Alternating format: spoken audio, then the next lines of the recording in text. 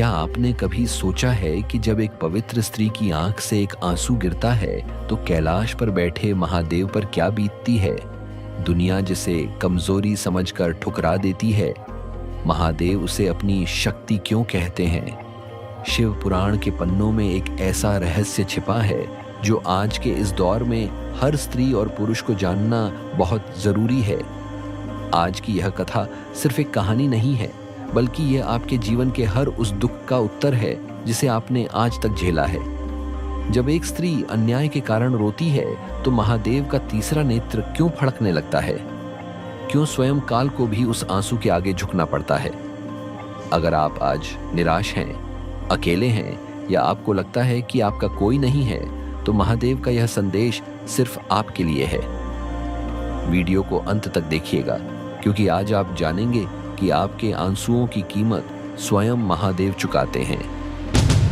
चलिए इस दिव्य और रहस्यमयी यात्रा को शुरू करते हैं। यह कथा शिव पुराण के उस गूढ़ रहस्य से शुरू होती है जिसे सुनकर पत्थर का दिल भी पिघल जाए।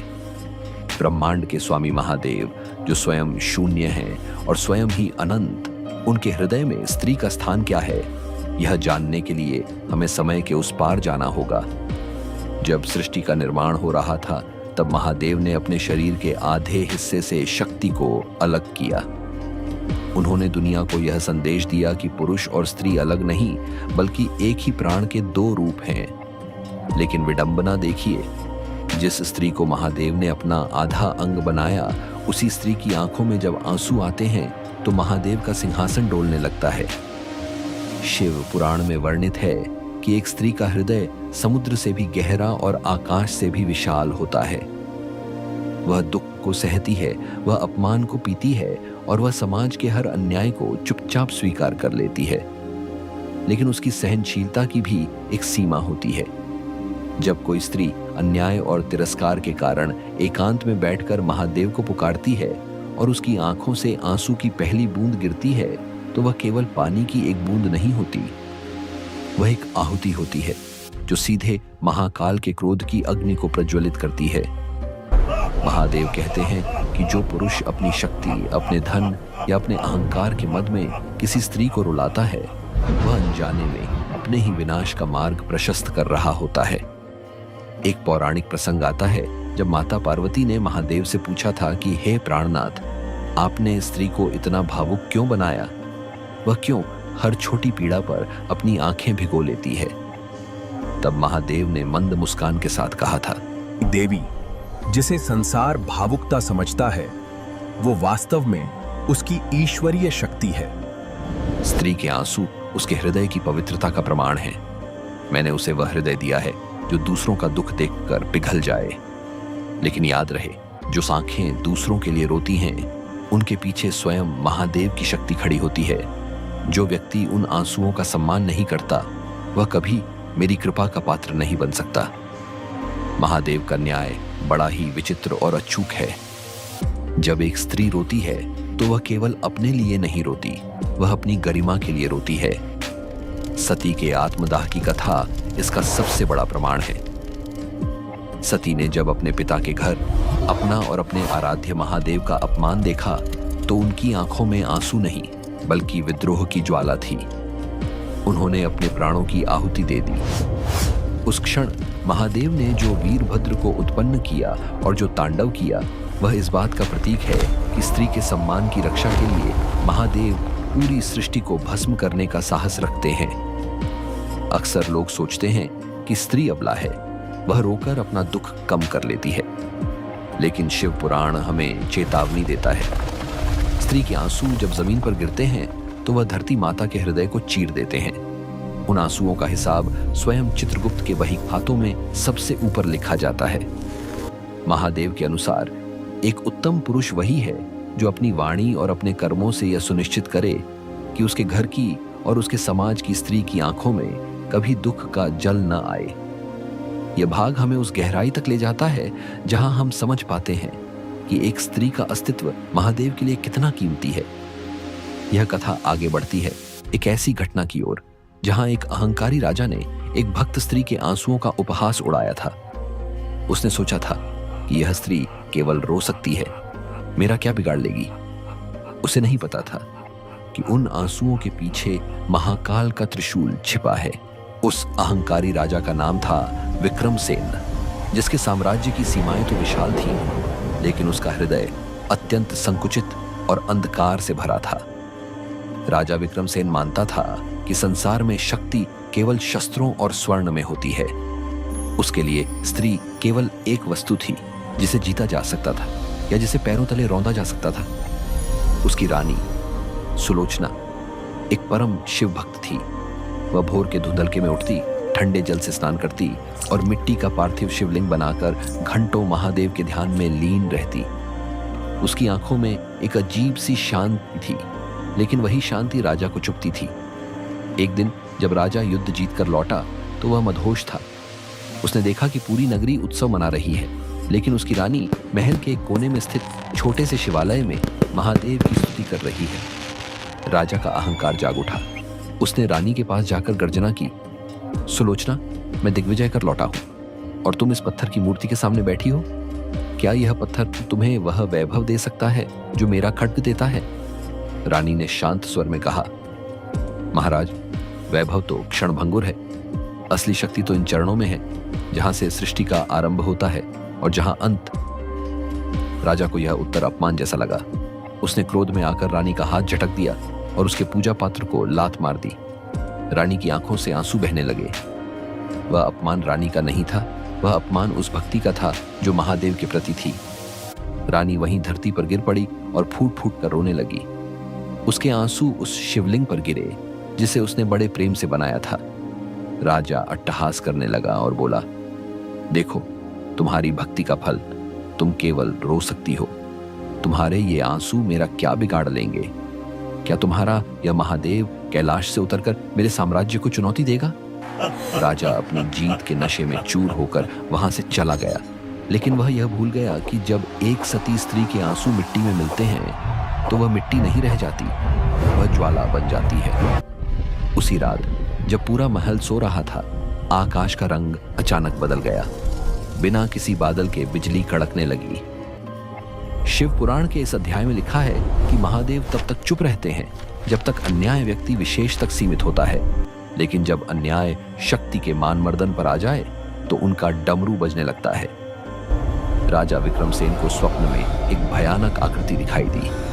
एक ऐसा पुरुष जिसका शरीर भस्म से लिपटा था, गले में मुंडों की माला थी और जिसकी एक आंख से अग्नि की लपटें निकल रही थीं।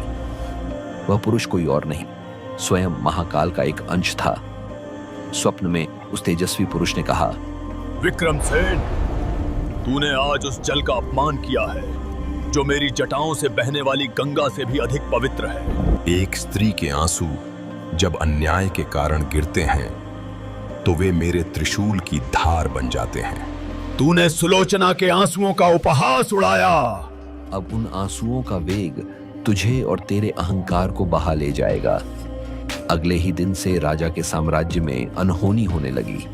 बिना किसी रोग के उसकी सेना के घोड़े और हाथी मरने लगे।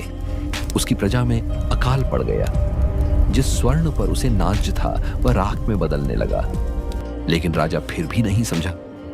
उसने अपनी रानी सुलोचना को कारागार में डाल दिया और कहा, अगर तेरा महादेव सत्य है तो उसे कह कि तुझे इस कालकोठरी से छुड़ा ले। सुलोचना ने कारागार की धूल में ही महादेव का नाम जपना शुरू किया। उसके पास न तो धूप थी, न दीप, न नैवेद्य। उसके पास केवल उसके आंसू थे। वह रोती रही और हर आंसू के साथ केवल एक ही मंत्र जप रही थी, नमः शिवाय। शिवपुराण कहता है कि सच्चे हृदय से निकले आंसू ही महादेव का सबसे प्रिय अभिषेक हैं। जब सुलोचना के आंसुओं ने कारागार की धरती को भिगो दिया तो अचानक पूरी जेल की दीवारें थरथराने लगीं। महल के बाहर का नजारा और भी खौफनाक था। नगरी के चारों ओर से सियार और गिद्ध रोने लगे। राजा विक्रमसेन ने देखा कि उसकी सबसे बड़ी तलवार, जिससे उसने सैकड़ों युद्ध जीते थे, अपने आप म्यान से बाहर निकलकर 2 टुकड़ों में टूट गई। उसे समझ नहीं आ रहा था कि यह क्या हो रहा है। वह भागता हुआ उस कारागार की ओर गया जहां सुलोचना कैद थी। उसने देखा कि कारागार के लौह द्वार अपने आप पिघल रहे थे। भीतर सुलोचना ध्यान में बैठी थी और उसके चारों ओर एक दिव्य नीली ज्योति का घेरा था। राजा जैसे ही भीतर कदम रखने लगा, उसे एक जोरदार झटका लगा। उसने सुना कि हवाओं में से एक भारी आवाज आ रही थी। मूर्ख, जिस स्त्री को तूने निर्बल समझा वह साक्षात जगदम्बा का अंश है। उसके आंसुओं ने मेरे धैर्य की परीक्षा ली है। अब तेरा न्याय होगा। राजा विक्रमसेन थर-थर कांपने लगा। उसका सारा अहंकार धुआं बन गया। उसने देखा कि सुलोचना की आंखों से अब आंसू नहीं निकल रहे थे, बल्कि उसकी दृष्टि में एक ऐसी अग्नि थी जिसे देख पाना असंभव था। यह महाकाल का पहला प्रहार था। अपराधी के अहंकार को नष्ट करना। शिव पुराण के अनुसार महादेव का दंड केवल शरीर को नहीं मिलता, बल्कि वह आत्मा को झकझोर देता है ताकि वह अपने पापों का प्रायश्चित कर सके। जब राजा विक्रमसेन ने कारागार के भीतर उस दिव्य नीली ज्योति को देखा तो उसके प्राण सूखने लगे। वह तलवार जो कभी शत्रुओं के रक्त से प्यास बुझाती थी, आज उसके कांपते हाथों से छूटकर गिर पड़ी। हवाओं में गूंजती वह आवाज किसी मनुष्य की नहीं थी, वह स्वयं काल की गर्जना थी। कारागार की दीवारों से भस्म गिरने लगी और देखते ही देखते पूरा वातावरण श्मशान की भांति शांत पर भयानक हो गया।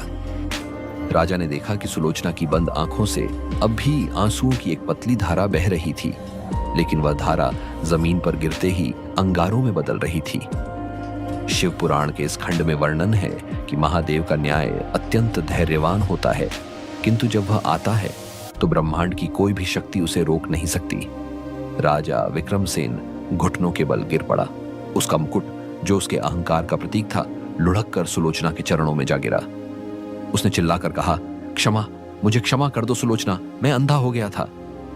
तभी कारागार की छत मानो फट गई और ऊपर अनंत आकाश दिखाई देने लगा। बादलों के बीच से एक विशाल त्रिशूल की आकृति उभरने लगी। वह दृश्य इतना खौफनाक था कि महल के पहरेदार अपनी आंखें मूंदकर धरती पर लेट गए। हवाओं में डमरू की आवाज गूंजने लगी, डम डम डम डम। यह संगीत नहीं था, यह मृत्यु का आह्वान था। महादेव के उस अदृश्य रूप ने राजा को संबोधित किया, विक्रमसेन, क्षमा मांगना सरल है, किंतु जो घाव तूने एक स्त्री के हृदय पर किए हैं उनकी भरपाई शब्द नहीं कर सकते। तूने पूछा था ना कि क्या यह पत्थर तुझे वैभव देगा? देख, आज तेरा वैभव राख बन रहा है और वही पत्थर, शिवलिंग, सजीव होकर तेरे विनाश का साक्षी बन रहा है। अचानक महल की धरती फटने लगी। राजा ने देखा कि जिस सिंहासन पर बैठकर उसने निर्दोषों को दंड दिया था, वो सिंहासन धू धू कर जलने लगा। उसके सेनापति, जो कल तक उसके साथ अट्टहास करते थे, आज पत्थर की मूर्तियों में बदलने लगे।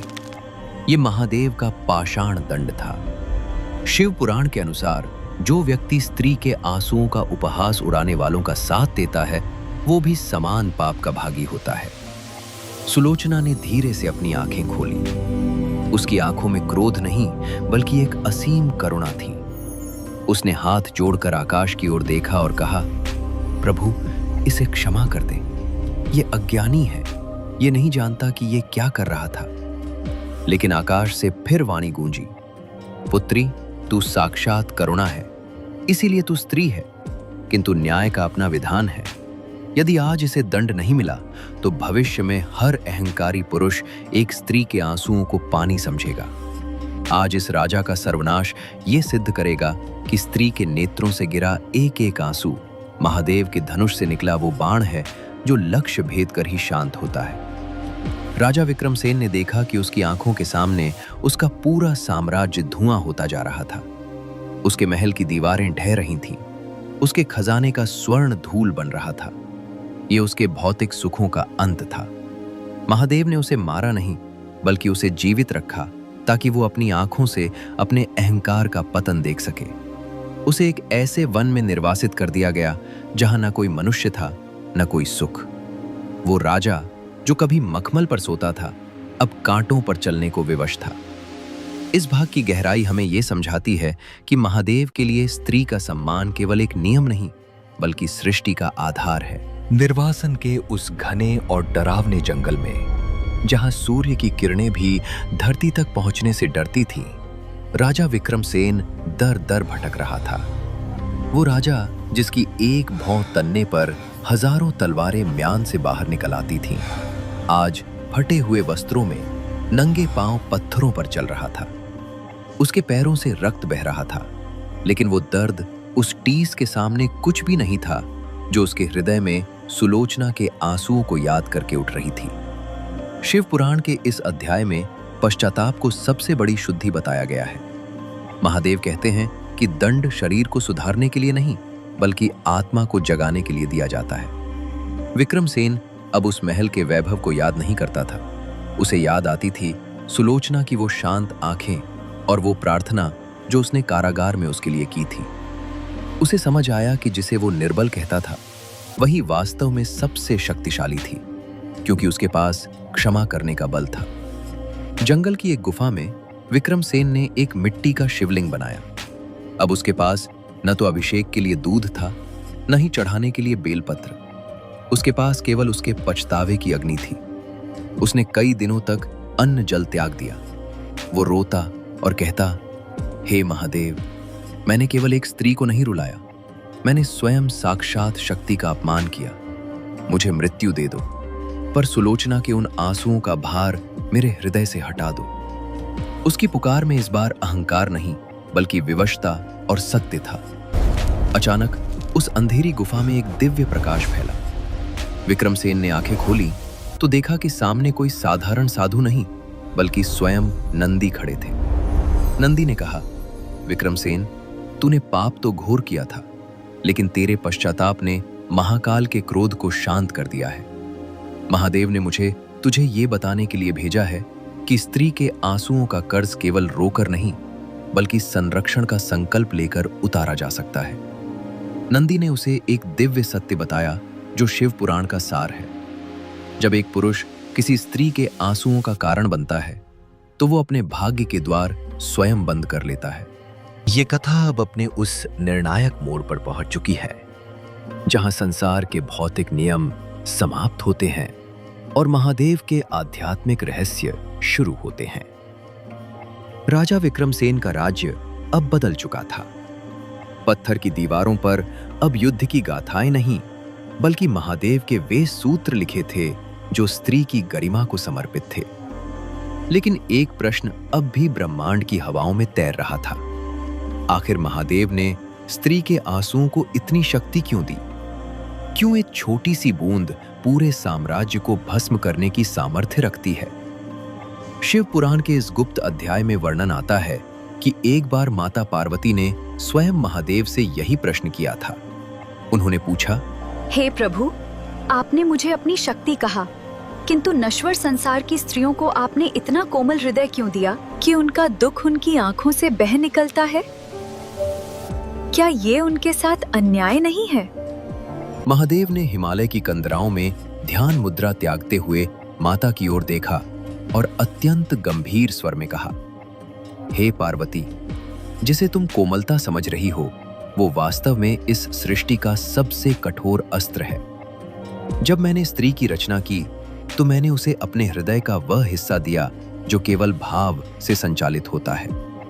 पुरुष को मैंने तर्क और बुद्धि दी, लेकिन स्त्री को मैंने अनुभूति और संवेदना दी। स्त्री के आंसू केवल जल नहीं है, वे उसके तप की आहुति हैं।